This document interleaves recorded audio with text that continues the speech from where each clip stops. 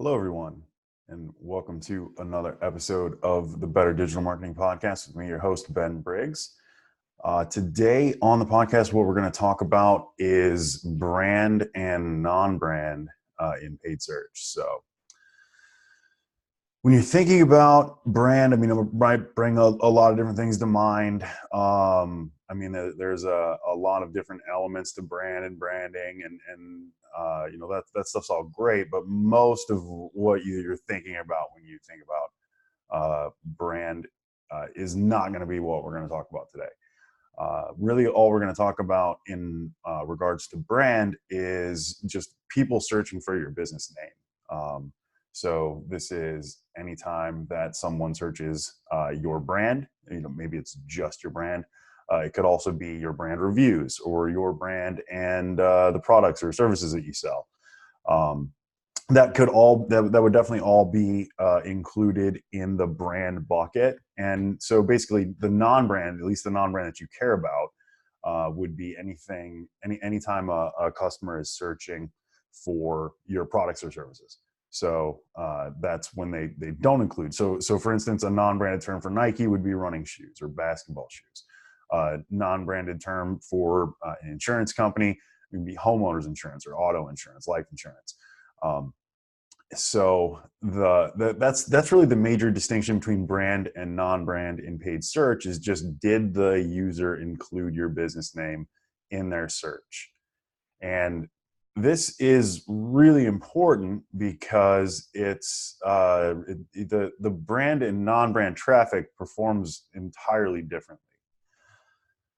When somebody searches including a brand name in the search, then the intent of the user is pretty much always to go to the brand's website.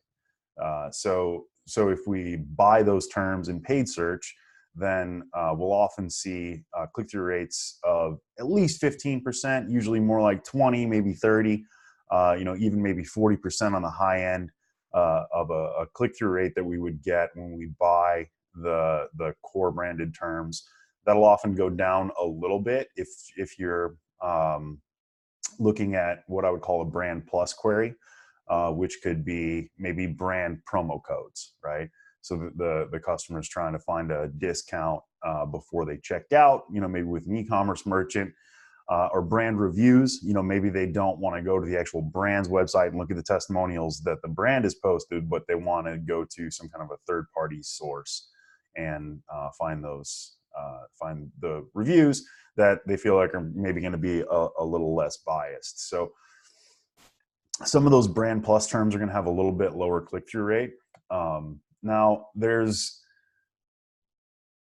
let's kind of break the brand and non-brand up into two different parts.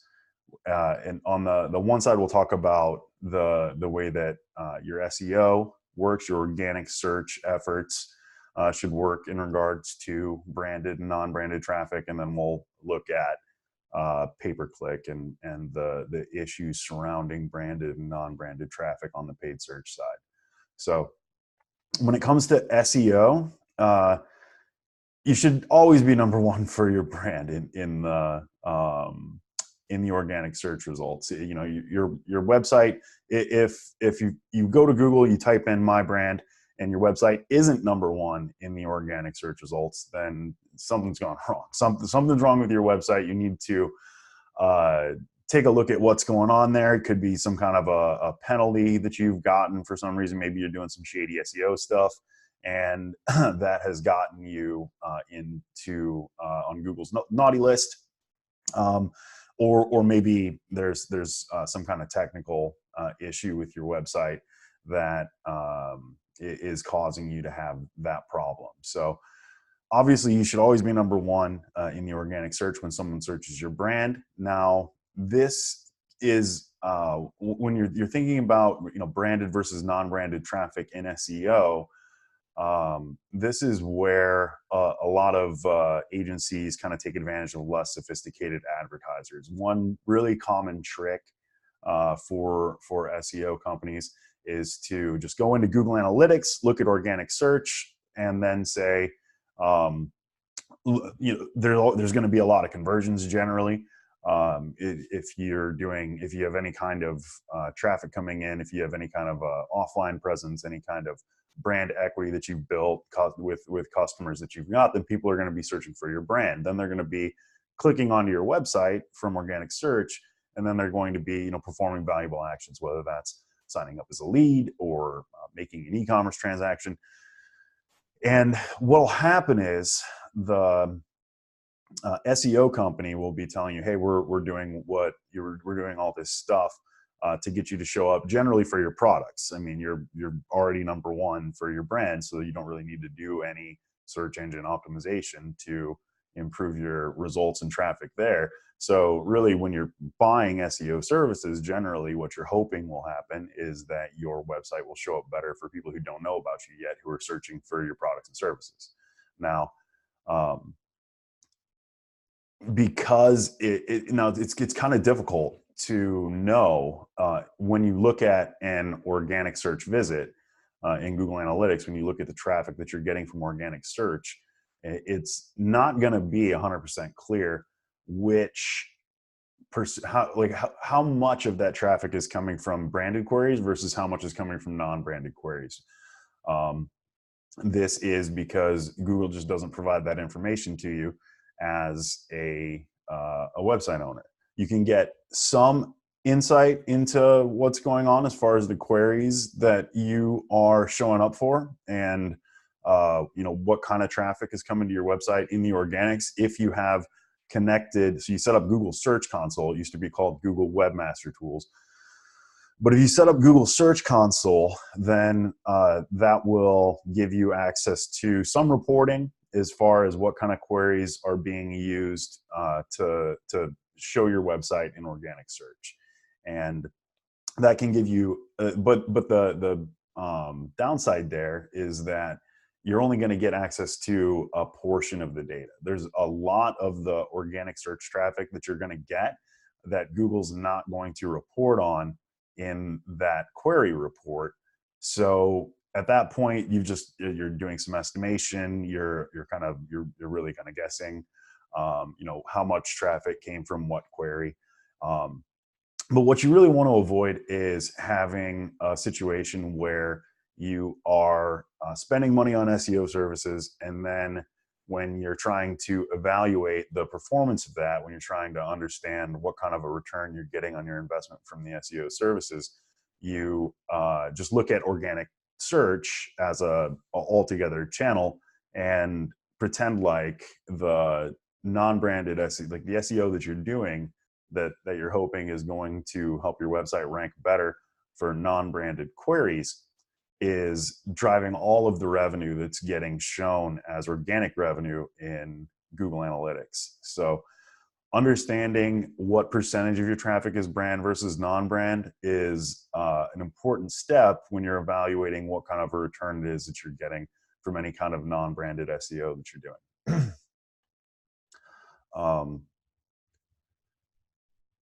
So that's really the major elements of brand and non-brand when it comes to organic search. Obviously, like I said, you should definitely be number one for your branded queries. If you're not, and maybe if for brand plus queries, it could be that you need to create a little more content, right?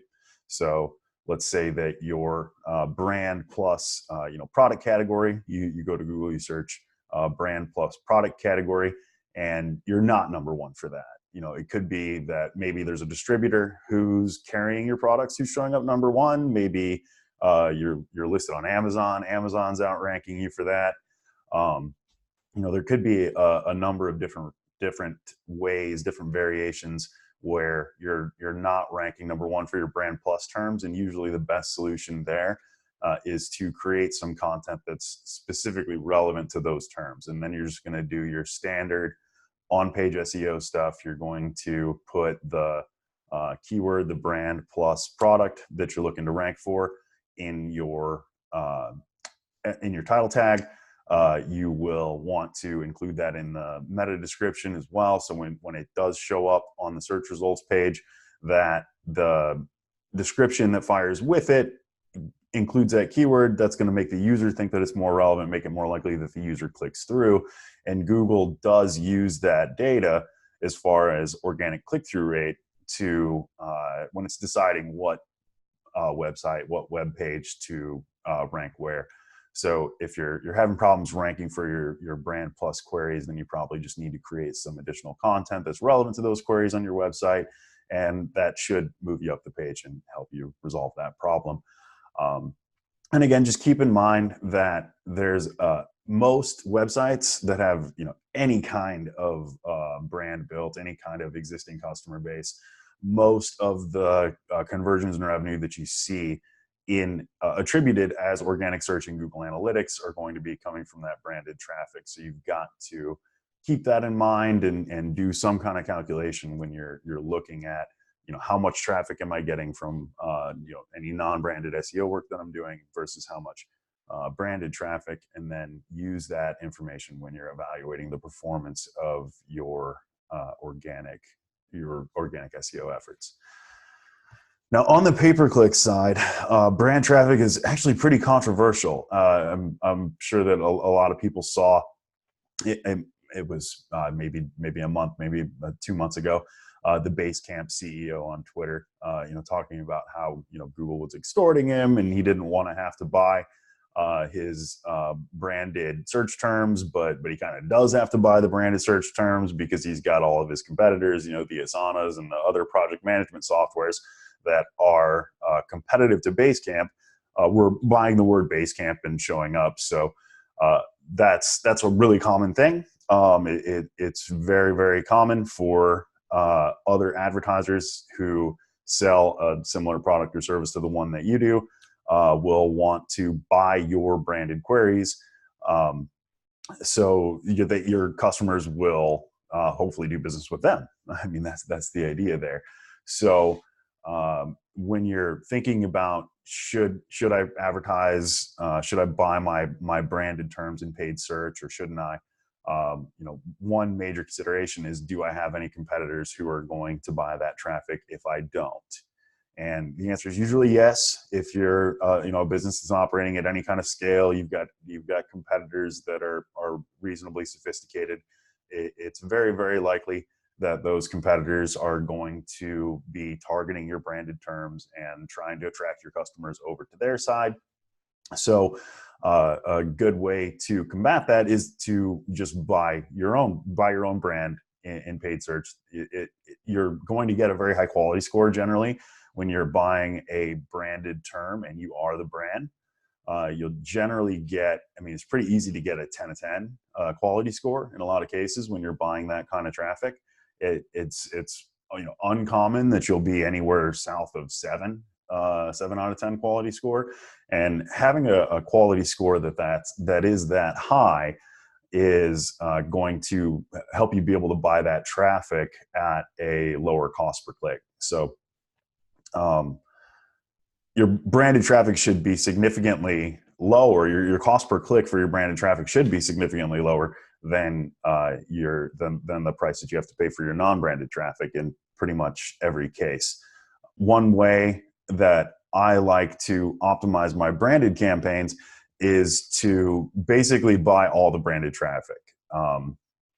Then if you're showing up all the time, you're always in the number one spot. You're going to establish, like we talked about, that 20-30% click-through rate. That is going to send the message to Google that your website's super relevant. The customers that are searching these terms really want to go to it, and that will help drive down that cost per click for your branded pay-per-click. You want to make sure that you're using all of the different ad extensions that are available when you're buying branded paid search. If you've got physical locations that customers visit, you want to make sure that you've got your Google My Business connected, so people can click for directions, people can find the phone number easily, that kind of stuff. You also want to have site links set up, so it just makes your ad bigger. Same thing with call-out extensions, structured snippets. You want to be using all those different ad extensions so that you're taking up the maximum amount of real estate possible on the search results page, and that will help improve your click-through rate, that will help reduce your cost per click, and it'll also make it less likely that competitors' ads will be able to fire against your branded terms. If you're doing all of those things and your competitors still want to try to buy your traffic, what it's going to do is it's going to force them to use higher bids, because bids are one element of ad rank. Google's going to know that these competitors are going to have lower click-through rates than the brand itself on these branded terms. So understanding that their quality score is going to be lower, a lot of times they won't even, the competitor won't even have your brand name appearing anywhere on their website. So that's going to reduce their relevancy. And so the relevancy piece of the ad rank calculation will be not that great for them. So what they'll have to do is go higher and higher and higher in terms of bids, just to convince Google to fire the ad against your brand. So if you're not protecting your brand, if you're not buying that branded paid search, then your competitors are going to be able to show ads against your branded traffic at a much lower cost per click, because you're not there with that high ad rank, with the high quality score taking up that real estate to prevent them from doing so. And this is a tactic that affiliates have used for a really long time. I mean, you look at like the travel aggregators are a really good example of taking advantage of branded traffic. So generally what they would do is, I mean, if you're looking at a lot of hotels, especially smaller, like boutique type hotels, don't have great online booking. You go back five years ago, a lot of them wouldn't even have the ability to book online. And that started to improve some, or for quite a bit. Most places you can book online, even smaller hotels, they've got technology solutions for that now. But that's how the booking.coms and the Travelocities and the Pricelines, that was a big part of kind of how they built their business, was building content that's relevant to the hotels, and then just selling to the people who already want to go to the hotel by buying that branded search traffic, and then basically selling the customer back to the hotel. And that's not unique to the travel industry. This is something that's gone on for a long time. Generally, there's a lot of resistance on the part of especially small business owners, but even enterprises. I mean, you see people like Basecamp, again, complaining about having to buy their branded traffic. So this is not like buying your branded pay-per-click traffic. It is not something that a lot of people look forward to. They kind of feel like they should be getting that traffic from Google without having to pay for it, and that's understandable, but this is the situation. The situation that we're in right now is the situation we're in, and it doesn't seem very likely. It would have to take some kind of pretty draconian law to change the situation in any significant way. So what I like to do is just kind of try to make the best of it and try to buy that branded traffic at the most efficient way possible. And that's going to avoid me having a situation where I have some kind of affiliate who's basically, when you get an affiliate relationship, if you've got a product and an affiliate comes along and says, hey, I'll help you out, I'm going to sell your product for you. What you want that affiliate to be doing is going out and finding new customers who wouldn't have interacted with you otherwise, and then bringing those in. And then, if you're getting those kinds of customers, then, you have to pay a commission to the affiliate, but it's a good thing. You're probably still profitable, and that's, you've probably structured the deal in a way where you're still profitable even after you pay the affiliate commission. So that makes sense. But if you've got a situation where you're not buying your branded paid search, you're not buying your branded traffic, and the affiliate is simply buying your branded traffic and then selling your customers back to you, that's not a good situation. So this is a way that is, especially further back, 5-10 years ago, a lot of affiliates built their businesses around basically just buying the branded traffic and selling the customers back to the brand that they have a deal with. And that would be, I mean, most of them would be doing at least some level of non-branded advertising, and so there'd be a mix. If you were a small hotel, there'd be a mix maybe of people who wouldn't have come to your property without you having the affiliate relationship, but then there would also be some portion of those customers would be just the travel aggregator selling your own customers back to you and cashing that commission. So in summary, with branded paid search, it's a good idea to buy it. I like to buy all of it. I like to set my daily budget significantly higher than my average daily spend. I like to have my branded traffic living in its own campaign to facilitate that. And then I like to use my branded terms as negative keywords in my non-branded campaign, because if you have it set up where you don't have your branded keywords as negative keywords in your non-branded campaign, then if someone searches a brand plus term, or if Google just finds your brand as, if you've got any regular broad match, which you probably shouldn't have, but if you do have regular broad match keywords in your non-branded campaign, then if somebody searches for Nike, Google might say, hey, this matches to your non-branded term, your running shoes. Like, you've got a broad match for running shoes. Somebody searched Nike, Google knows those things are related, goes ahead and serves the non-branded ad. So then that click from the customer who just searched for your brand is going to be more expensive than it would have been, because it's connected to your non-branded campaign instead of being connected to instead of that traffic flowing through your brand campaign. So set your brand campaign up in a way that you're going to be able to soak up the maximum amount of your branded traffic. Set it up in a way that it's going to be efficient, have compelling ads. If you've got promotions and discounts going on, make sure that those are included in your ads. So people are just clicking through, coming through to your official site. That will reduce your cost per click, make your campaign more efficient. So, and then set your daily budget significantly higher than the amount of the cost and traffic that you normally get in a day, and that'll make sure that your ads are continuing to fire all the way through the day, and that you're not missing out on any of that branded traffic. So, I mean, when it comes to non-branded paid search, that's more acquisition focused. You're going to be reaching people who are interested in your product and service, who maybe have never heard of your brand. Maybe they have, but they're still just looking at what the different options are. So you should always expect that your non-branded search campaigns are going to have a significantly lower return on ad spend, or a significantly higher cost per lead than your branded search. And one thing that you don't want to do is make the mistake of saying, well, hey, my branded search gives me the highest ROI. It's got the lowest cost per lead. So why would I buy this stupid non-branded stuff? I don't want to, I just want to have the most efficient campaigns possible. So what I'm going to do is just buy my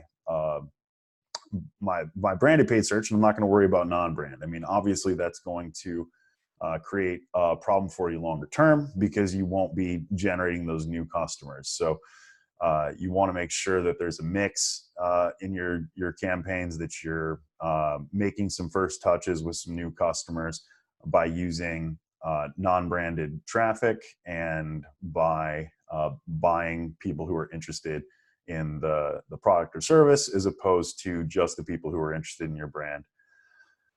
And there's a lot of different tactics and optimizations that you can get into when it comes to non-branded paid search. There's a lot of different ways that you can make those more efficient, but that's not really in the scope of this particular video. Like I said, what I wanted to talk about today is just non-branded, brand versus non-brand in paid and organic search. And I think we've covered that fairly well. So thanks again for tuning in to the Better Digital Marketing Podcast, and I hope this helps you do your digital marketing better.